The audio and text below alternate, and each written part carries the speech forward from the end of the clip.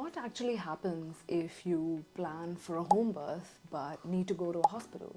I had a planned home birth with my first baby in Melbourne, and understanding how transfers work was one of the things that made me feel more confident about choosing a home birth as an option.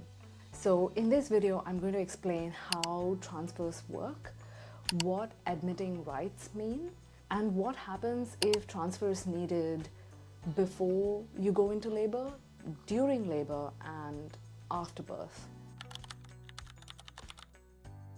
Let's start with one of the biggest misconceptions about planning a home birth. Planning a home birth always includes planning for the possibility of transferring to a hospital. Not because anyone is expecting something to go wrong during your home birth, it's purely because birth is unpredictable. Whether you have it at home or at a hospital, that's what birth is. Birth is unpredictable. No matter how much you plan around it, it kind of does its own thing and you just got to go with it. Just like any birth plan, sometimes circumstances change, and that means where it is safe for you to give birth also changes with it. That's why every planned home birth includes a transfer to the hospital plan from the very beginning. And transfers are a normal part of home birth care. Sometimes they can happen before you even go into labor, sometimes during labor while you're laboring at home, and sometimes it can be after you've given birth at home. One of the things that really reassured me was there was a plan in place for all of these situations and all of these scenarios. Nothing got decided in panic or in the moment. The focus is the same. That is to have the safest birth for you and your baby, and to find the right care at the right time. Before we look at each of these scenarios, there's one term that you would have come across when researching private home birth. It's called admitting rights.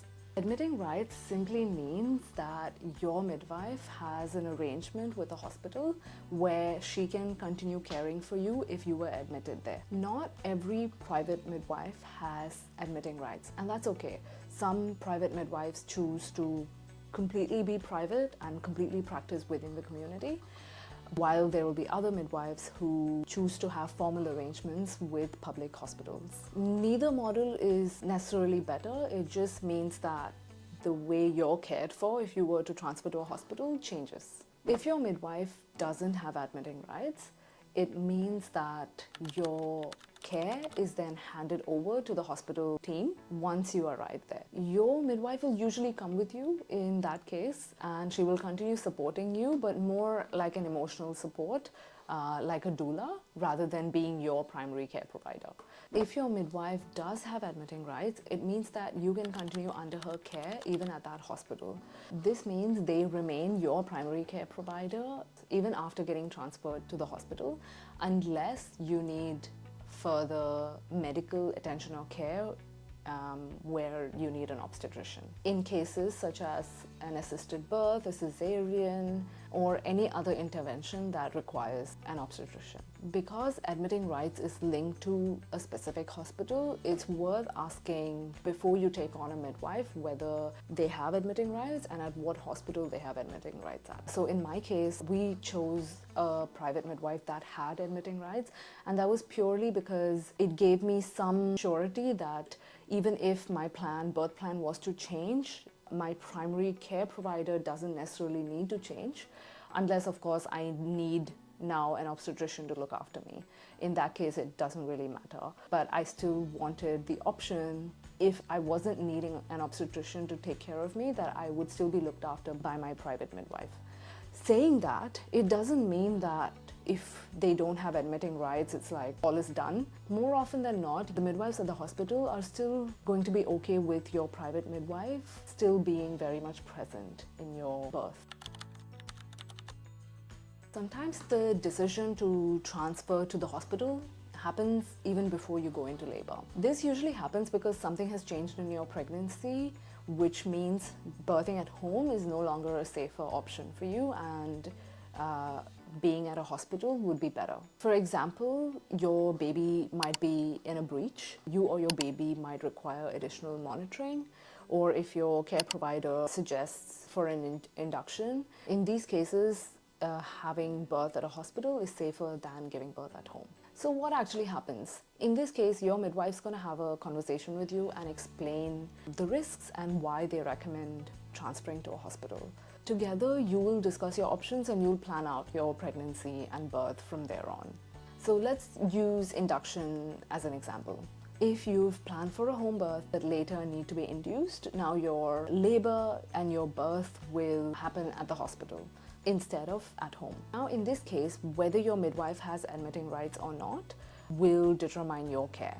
If they don't have admitting rights, your care will move on to the hospital team, but your private midwife will be present with you as an emotional support person. If they do have admitting rights, you go to that hospital that they have admitting rights at, and they continue to care for you throughout your labor and birth unless you need more medical attention. Although the location has changed, the goal really hasn't. The goal is still to provide the safest care for you and your baby. If you found something valuable in this video so far, please consider subscribing. It helps small channels like mine grow, and also it helps me to keep doing what I'm doing. So what actually happens if you need to transfer to the hospital while you're in labor at home? This is probably what most people think happens when you think about transferring to a hospital from a home birth.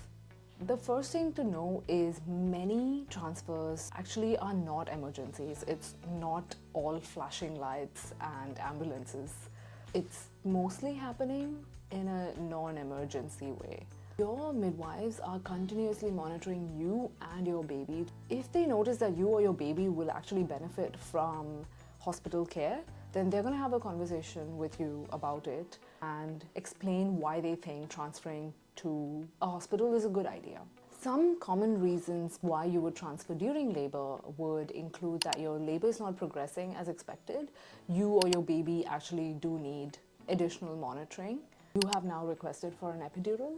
Your midwives have concerns about you or your baby's well-being, or there is meconium in the waters. So what does that mean? Meconium is your baby's first poo-poo, and it's like this black, thick, sticky goo, which sometimes when babies feel stressed in labor, they can do this meconium in utero, so inside your belly. So in that situation, most babies will be fine, but in some cases, your baby might gasp during labor, and that might cause the meconium that's floating in the water to actually go inside your baby's body and inside your baby's lungs. In those situations, again, most babies are fine. It's just that you will need to be at a hospital in that situation to help get the meconium out of your baby's body. So if your midwife sees even a little bit of meconium in the water, they're not going to take the risk. They are going to tell you that transferring to the hospital is necessary. And if you're on board, your midwife will then call the hospital and let them know that you're coming and organize next steps. Depending on the situation, you might either travel in your own car, or if it's an emergency, you'll be taken by an ambulance. In our case, our midwives had already sent all of our files with our pregnancy history and all of my information already to the hospitals nearby. The information was also at the hospital at which my midwife had admitting rights, and it was also sent to the most nearest hospital because in case of an emergency, that's where I'm going to go. Once you arrive at the hospital, your care might depend on if your midwife has admitting rights. You will be looked after by her as your primary care provider. If not, you would be transferred to the hospital's team. Again, if it is an emergency where it does need medical attention by an obstetrician, it doesn't really matter whether your midwife has admitting rights. Because most likely, if you're getting transferred in an emergency, you're doing it because you need medical attention. The important thing to remember is that your midwife will recommend transfer to the hospital before the situation becomes really serious. Home birthing midwives are really good at identifying early warning signs, which means they're not going to wait until something gets really serious to then transfer you to the hospital. With the slightest indication, they're going to transfer you to the hospital because that's what a good home birth care is. In our case, our midwives were really conservative, and that was really reassuring. It was like, oh, okay, my midwives got my back. They're not going to let anything bad happen to me or my baby. The goal isn't to stay at home at all costs. The goal is to continue your labor in the safest place. Now, what happens if you need to transfer to the hospital after you have given birth? So you've given birth at home and now something's changed and you require medical attention. Interestingly, my own midwife actually told me that most of the transfers that she has been a part of usually happens after giving birth at home. That's because while birth itself might have gone smoothly, sometimes either mom or baby needs extra care that can only be provided at a hospital. Home birth midwives are very well trained and equipped to care for healthy mothers and babies after birth at home. They'll continue monitoring both you and the baby in the first few hours after birth. So in our case, our midwife actually stayed for 6 hours after my baby was born at home. But if they identify either of you need more medical attention, they're going to recommend transferring to the hospital. So for mums, this could usually mean that there is excessive heavy bleeding, more than expected, and that could warrant a transfer. Or there could be other complications that require hospital treatment. What we mean by heavy bleeding is usually after you give birth, you would bleed. But if the bleeding is really excessive, there is a risk of hemorrhaging. That means the bleeding doesn't stop. You just continuously keep bleeding. So eventually that is life-threatening to the mother. And why this happens is, so after you give birth to your baby, the next step is you give birth to the placenta. And the placenta is attached to the wall of the uterus. So when the placenta comes out, there is a big wound that is left in your uterus. And when it comes, the wound does shrink a little and close up, but there is still a lot of healing that needs to happen to cover up that wound completely. And that's why bleeding happens after you give birth. And sometimes it's really excessive and it's a real risk. So your midwife is not going to wait, they're going to take you to the hospital. For a baby, it might just mean that they need additional assessment or monitoring or some sort of support.